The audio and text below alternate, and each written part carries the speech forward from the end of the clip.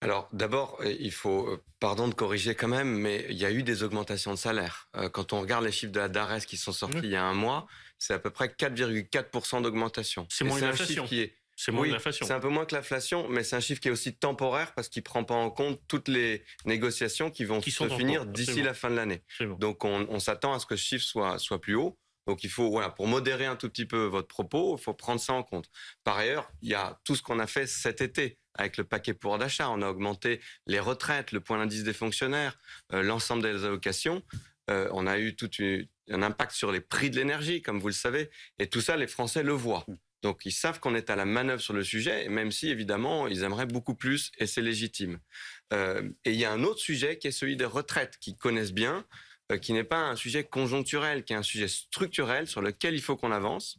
Et les Français le savent, puisqu'on en a parlé depuis des années. C'était au cœur de la campagne du président de la République, c'était au cœur de ma campagne, moi, en tant que député. Et donc, il faut qu'on avance sur ces sujets-là pour améliorer le système, mais bien sûr aussi en demandant de travailler plus aux Français qui le peuvent pour pouvoir financer le système de retraite.